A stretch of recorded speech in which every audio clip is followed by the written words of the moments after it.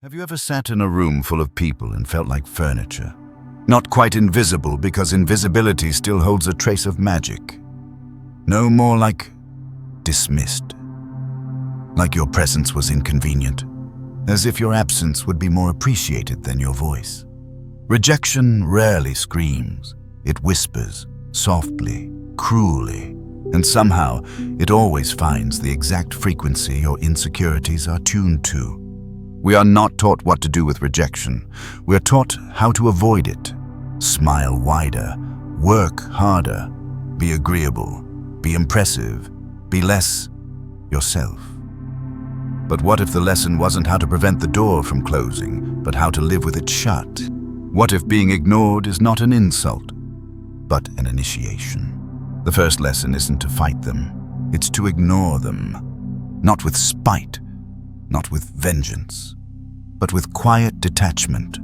When someone overlooks you, whether it's a friend forgetting your presence, a lover responding with silence, or a room that collectively decides you're not interesting, your job is not to make noise.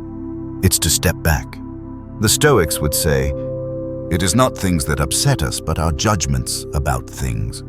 So when they ignore you, your job isn't to win them over. It's to remind yourself you were never meant to be noticed by everyone. The sun doesn't apologize to the blind. It just keeps rising. Ignore them not to punish, but to preserve. Your time, precious. Your attention currency. Do not spend it trying to purchase validation from a shop that never intended to serve you. People who diminish your light are rarely equipped to sit in its glow. Let them drift into the background of your story where they belong. Not as villains, not as monsters, but as unremarkable footnotes. You are not cruel for protecting your peace. You are wise, and wisdom is a quiet thing. But then comes the next part, the part we all stumble on, the emotional storm. It's not always rage. Sometimes it's embarrassment. Sometimes it's that internal plea. Why am I not enough? Lesson 2 is this: don't react emotionally. Easier said than done, right? Here's the truth they don't teach in school.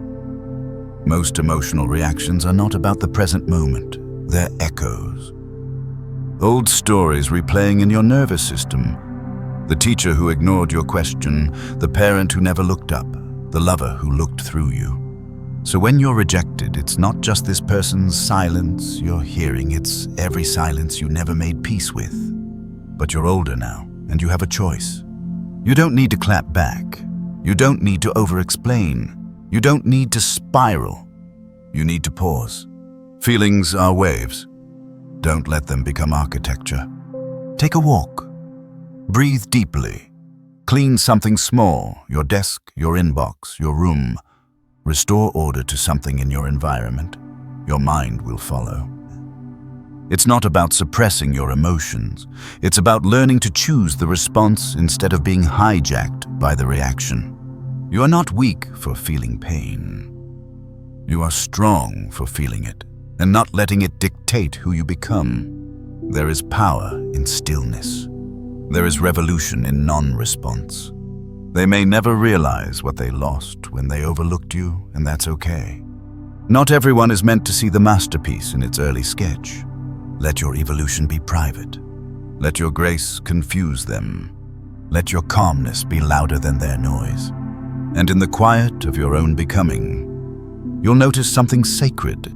You don't need them to see you to be real. You are real. You are enough. You are listening to Silent Sage Stories, where pain becomes reflection, and reflection becomes light. If this moment resonated with something deep inside you, maybe something you didn't even know was there, I invite you to subscribe. Not for content, for stillness. And if you're still with me, maybe, leave a quiet "I'm still here" in the comments. For others like you who need to know they're not alone. Because you're not. You never were. Some people take up space in your mind like unwanted tenants. You don't invite them. But there they are, curled up in the corner of your thoughts, replaying conversations that never finished, writing conclusions you didn't agree to. Rejection rarely ends when the moment ends. It lingers. It clings, like smoke in your lungs long after the fire's gone. So what do you do with the ones who stay, even when they've left? Lesson 3. Remove them from your mind. This isn't about pretending it didn't hurt. It did. You're human, not made of marble. But pain is not a permission slip to build shrines in your memory. You are not obligated to rehearse every dismissal. You are not required to keep spinning that one scene on emotional repeat like it holds some deeper meaning. Sometimes people are careless. Sometimes they're confused. Sometimes they're just not for you. And that's not tragedy. That's redirection. There is no virtue in mental self-harm. There is no wisdom in revisiting every slight, every silent reply, every look-away moment. Think of your attention like a garden. What grows there grows in you. So pull the weeds, gently, daily, quietly. Don't yank, just stop watering. And instead pour yourself into new soil. Read something that challenges your mind. Walk somewhere unfamiliar. Reach out to someone who sees you, really sees you. Relearn the shape of joy in your hands. You haven't held it in a while. Healing isn't about amnesia. It's about proportion. Yes, they ignored you. But no, they don't deserve a seat at your internal dinner table every night. You owe yourself peace. And sometimes, peace begins with forgetting who made you question your worth in the first place. Which brings us to lesson 4. Demonstrate your value. But don't misunderstand this. It's not about proving them wrong. It's about proving yourself right. When the world says you're not enough and your bones whisper, "But I am," listen to your bones. You don't need a stage. You don't need applause. You just need a place to build. Take the rejection. Fold it. Tuck it in your pocket. Use it to sharpen your focus, not your bitterness. Were you passed over? Overlooked? Underestimated? Good. Now you're free. Free to build without eyes watching. Free to create without performance. Free to improve for the sake of craft, not credit. Start small. Write the thing. Learn the skill. Fix the quiet corner of your life that no one sees but you. Especially that part, because that's where real value is born. In the spaces where no one is clapping. Your job is not to win them back. Your job is to become undeniable. Not loud. Not flashy. Undeniable. They said no. Let them. You don't need their yes. What you need is your own. And here's something strange. The moment you stop needing recognition, it starts to find you. Quietly, organically, authentically. Because self-worth is magnetic, but only when it doesn't beg to be noticed. So create, offer, serve, expand. Not as a rebuttal, as a rebirth. You are not what they overlooked. You are what you chose to rebuild in silence. And every time you act in alignment with your inner worth, not for attention but for integrity, you realign with something sacred, something eternal. You, still here, still growing, still enough. This is Silent Sage Stories. And if this reflection helped you prune an old memory or replant a new one, hit like or simply whisper growth in the comments. Someone else may need to read it today. And if you're finding value here, consider subscribing not for updates, but for reminders of who you are, of who you're becoming, of how far you've come. There's a moment after rejection that feels eerily quiet. No more texts, no more invitations, no more pretending. Just silence. But that silence, it's a crossroads. You can chase, or you can choose yourself. Lesson 5. Cut off contact.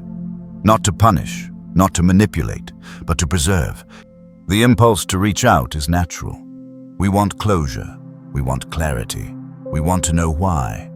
But sometimes clarity is a luxury you don't get. And closure is the door you close yourself. Every message you don't send is a muscle, strengthening your restraint, reinforcing your peace. Contact isn't always the connection. Often it's compulsion.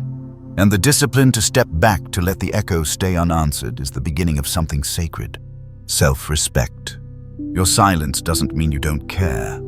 It means you care enough about your future to stop reopening wounds from your past. Think of no contact not as a cold shoulder, but as a warm boundary. It's the act of saying, my peace is more important than your attention. And here's the unexpected truth. Your absence teaches more than your presence ever could. When they reach for you and find nothing but air, they'll feel the weight of what they let go. But this isn't about making them miss you. It's about realizing you've already moved on. Which brings us quietly, powerfully to lesson 6. Prove them wrong, but not with noise. With growth. There is an art to silent evolution. You don't need to announce your comeback. You don't need to curate your healing. You just need to keep going. They said you couldn't good. Let that live rent-free in your discipline. Channel the sting into study. Let the ache become action. Use every dismissal as fuel, not fire. Take the class. Lift the weight. Build the thing. Finish what you once abandoned. Not for them. For you.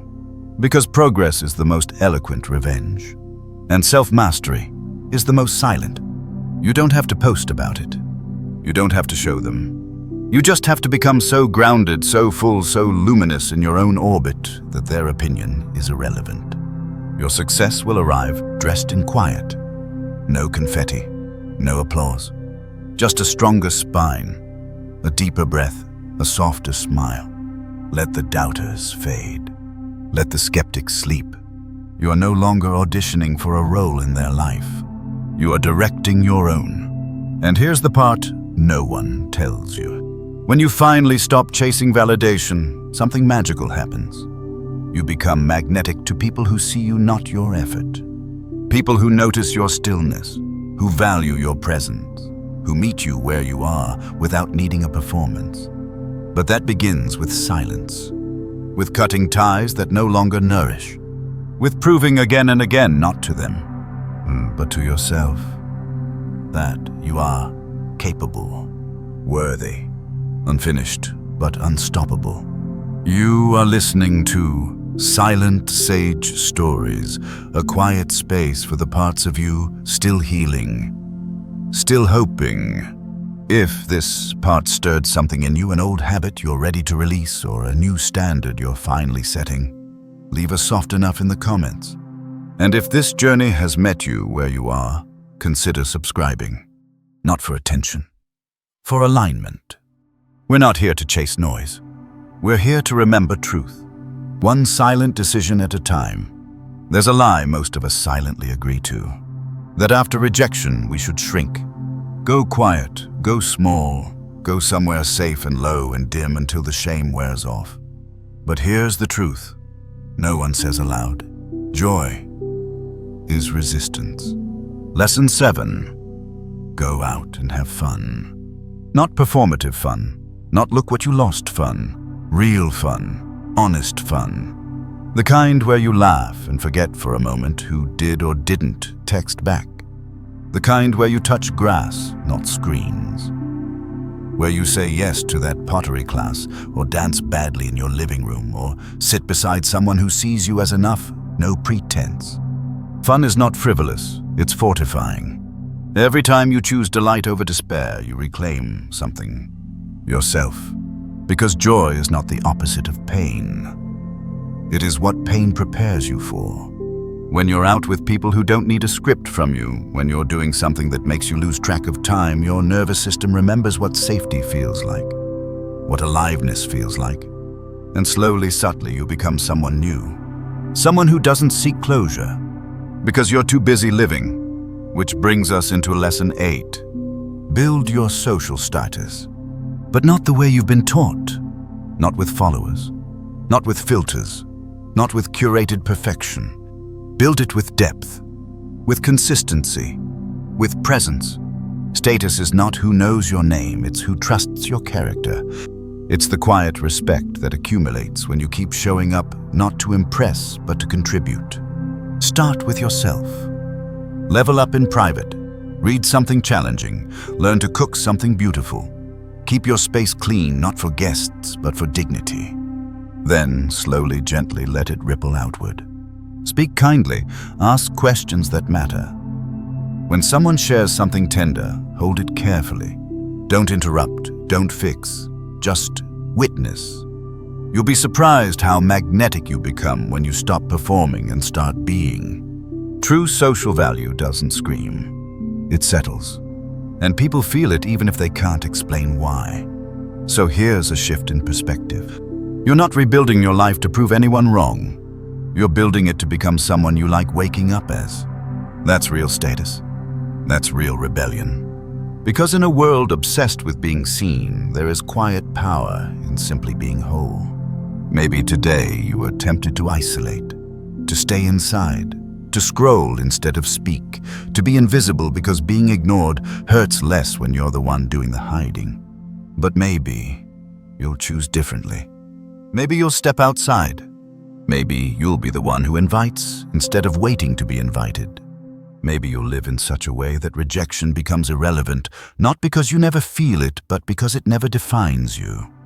That's the work. That's the way. You're listening to Silent Sage Stories, a whisper in the dark for those still holding on to their worth. If this part reminded you of your capacity for joy, for dignity, for quiet expansion, tap like. And if you're ready to build in silence, leave a comment that simply says, rising. And if this journey is aligning with your inner compass, subscribe.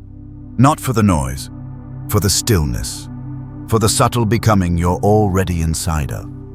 There's a peculiar silence that follows rejection. Not the kind that echoes, the kind that thickens. You walk into a room and their eyes slide past you. They smile at others, not you. Their words wrap around everyone except you. And in that space, your instinct whispers, do something. Be louder, be softer, be funnier, be smarter, be less. Whatever it is that made them stop looking. But here's the lesson they don't teach. You don't have to be visible to be valuable. Lesson 9. Act as if they don't exist. Not to dehumanize them, but to rehumanize yourself. When someone chooses to erase you, don't reach for the eraser too. Set the pen down and walk away. You don't need to pretend they never mattered. That's just another performance. But you can choose to stop performing in their theater. Your worth isn't on their playbill. Let the curtains close. In shared spaces, be civil. Be brief, be boundary. Not cruel, just concise. You're not here to win small wars. You're here to win your peace. And that means learning to breathe in the same room as someone who once wounded you and not flinch. That's maturity. That's self-respect. That's power. And here's a tool sharper than any comeback. Lesson 10. Give them the silent treatment. But not the manipulative kind. The spiritual kind. The kind where you go inward, not to hide, but to heal. In a world wired for instant responses, silence is a kind of sacred rebellion. You don't answer. Not because you're angry. Because you're done. Because they don't get access to your reaction anymore. Because every message left unsent is a message to yourself, saying, I choose me this time. Let silence become your sanctuary, your strategy, your salve. Use it to listen. Really listen to your own inner monologue. Not the one shaped by their absence, but the one that was there before they arrived. The one that knew your value long before they failed to see it. The Stoics knew this truth, what you don't react to, you reclaim. Let them talk. Let them wonder. Let them forget. You're remembering. Which brings us to the hardest part. Lesson 11. Don't beg for attention, even when every cell in your body is screaming for it. Even when silence feels like suffocation. Even when you just want to matter to someone again. Here's what you need to know, etched into the quiet corners of every healing heart. Attention is not love. It can be, but it often isn't. Attention can be manipulation, can be curiosity, can be guilt. But real love is not something you earn. It's something you recognize. And if someone can only love you when you audition for it, what they're loving isn't you. So stop trying to be impressive. Be intimate with yourself instead. Return to your rhythms, your rituals, your realness. Pour your energy into building a life that's so deeply aligned, so soulfully yours, that anyone who ignores you simply fades into irrelevance. Not because you're bitter, but because you're busy. Busy becoming. Busy belonging to yourself first. And isn't that what we've always wanted? To come home to the one person we've been running from ourselves. You're still here. Reading, breathing, becoming. And that matters more than you know. This is Silent Sage Stories. If this reflection echoed something unspoken in you, click like. Whisper, I'm done. Performing in the comments, if that feels like truth. And if this space is helping you remember what you never should have forgotten, subscribe. Not for the numbers, for the nourishment. We continue together. There's a quiet kind of maturity that no one celebrates. It doesn't look like strength. It doesn't sound like defiance. It looks like a soft smile and a line you no longer cross. Lesson 12. Be kind, but emotionally distant. Some people don't deserve your coldness, but they no longer qualify for your warmth either. So you offer the middle ground. Politeness, not from weakness, from wisdom. You say hello, you nod, you wish them well. But you no longer carry the weight of wondering whether they'll return the favor. You don't pretend it didn't hurt. You just stop letting that pain negotiate access to your inner world. Because some people mistake kindness for an open door. You've learned better. Kindness can be a locked gate too. One with no bitterness, but also no invitation. Emotional distance is not punishment, it's peacekeeping. It says I won't harm you, but I won't hand you the match again either. That's self-respect. That's sovereignty. And maybe the kindest thing you can do is not make your wound their responsibility. Lesson 13. Don't reveal your struggle. Not because you have to hide, but because you don't have to explain. You're allowed to bleed quietly. You're allowed to keep some chapters private. You're allowed to grieve and grow and glow in silence. When someone ignores you, the temptation is to show them what they missed, to prove that you felt it, that their absence left a mark. But here's the subtle truth. You don't need to perform your healing. You don't need to make your struggle legible to people who never care to read you. Hold your pain with dignity. Not denial, but dignity. You don't owe transparency to those who failed to see through you the first time. Let your strength unfold slowly, privately, organically. Let your resilience be felt in the way you carry yourself, not in the stories you share out of loneliness. When they ask how you're doing, you can say, I'm still becoming, and that's enough. There is sacred power in subtle presence, in being the person who doesn't clap back, doesn't dramatize, doesn't disappear, but doesn't bend either. The person who keeps showing up, soft, grounded, whole, unshaken, unmoved by the waves of opinion, because they've learned you don't need to be understood by those who misunderstand themselves. You just need to be honest with you. And the truth is this: you were never made to be everyone's cup of comfort. You were made to be your own sanctuary, your own salve, your own solid ground. If you're still here, still breathing through this gentle reckoning, you are the kind of person who will rise not loudly, not suddenly, but thoroughly. This is Silent Sage Stories. Leave a comment below. I choose peace if you're ready to live unshaken, unchased, and uncompromising in your quiet worth. Tap, like if this part resonated. Subscribe if you're walking this path with me, not for words, but for reminders. The next part waits in the quiet. You're almost there, so here we are. At the end, not of the pain, but of the permission you once gave it. You've walked through 13 quiet lessons, not commands, not tricks, but invitation. to become someone who doesn't break from rejection, who doesn't shrink in silence, who doesn't beg to be seen because they've learned to see themselves. Maybe the most sacred reversal of all is realizing rejection was never your enemy.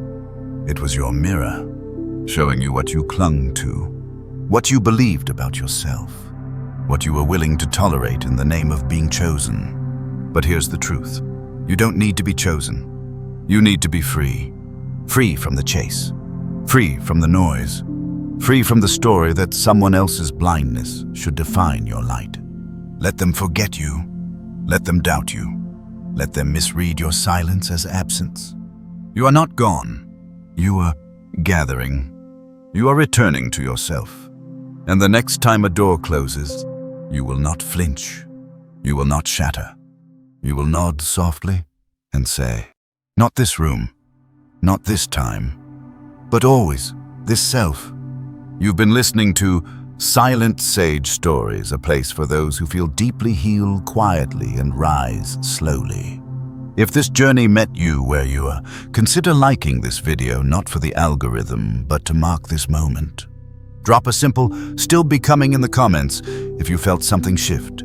And if you'd like more spaces like this, spaces that don't shout but speak, subscribe. Not for content, for companionship. You're not alone in your silence. You're not broken in your softness. You are becoming. Still, always, quietly. And that is enough.